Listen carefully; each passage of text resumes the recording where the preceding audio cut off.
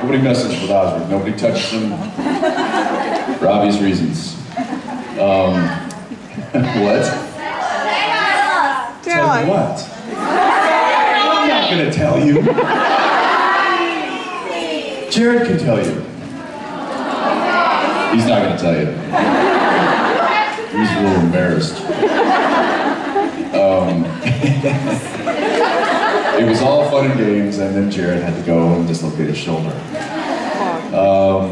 Anyway, yeah. Enough about that. Hi. It's you again. You were my first question yesterday. Lovely to see you again. Thank you. Don't embarrass me, please. I can't promise you anything. Should I ask some questions? Yeah, sure, go ahead. Okay, why do you think Sam didn't look for Dean when he was in Purgatory? Why didn't Sam look for Dean when he was in Purgatory? Yes. Because of the promise that they made to each other. Oh, okay. Right? No. Just kidding.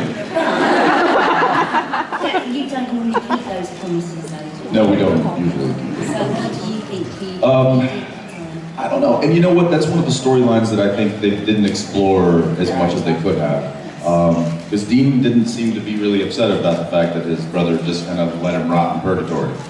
I think they could have probably fleshed that out a little bit more. Yeah. But they had to get on to the other storylines. And unfortunately, we only get about 42 minutes per episode to get the story through, or the story told, and sometimes some of those other storylines just kind of get left by the wayside. So I think that was one of them.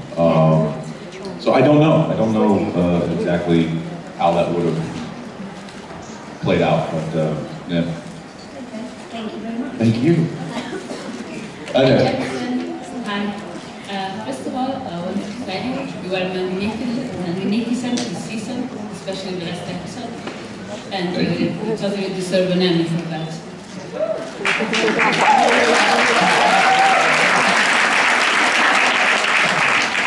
My question is, you told us what you do to get in character, but what do you do to get out of character? Especially this season that's been particularly heavy for me. That's a good question. I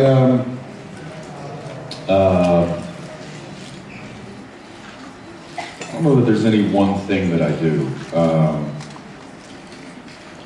You know, I start my day and I end my day every day that I'm working in the hair and makeup trailer. So, you get there in the morning. When I get there in the morning, I'll go and I'll grab some breakfast, and I'll go into the hair and makeup trailer and I'll go through the works in public. And then I'll sit in the...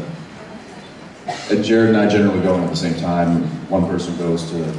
I always try to race him to the hair and makeup trailer, get there first, because we always want to get the hair done first.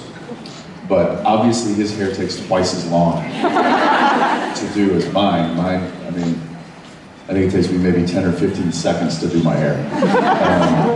And his is a little longer. So I usually get there and he'll go to makeup, and then we'll switch. I'll go to makeup and he'll go to hair. And it's just we kind of created a nice, very comfortable vibe in the hair and makeup trailer, because it is the place where we start our day. And that kind of sets the tone of, you know, Jared and I will start running lines, or I'll go over I'll be, you know, highlighting the lines and stuff while I'm sitting there getting worked on. And so that's kind of how I get the ball rolling for the day. Then at the end of the day, Jared doesn't do this. He used to, but he doesn't anymore. But I'll go back in there and get it all taken off. Jared just goes home with his makeup, which would drive me crazy. I don't know, maybe Jen likes it. I'm just kidding, Jen, I love you. So I'll go back in there and I'll get the product washed out of my hair because I can't stand it. And I'll get all the makeup taken off because I can't stand it. And that's kind of like washing Dean away, in a sense. And then I get in the car and I go home.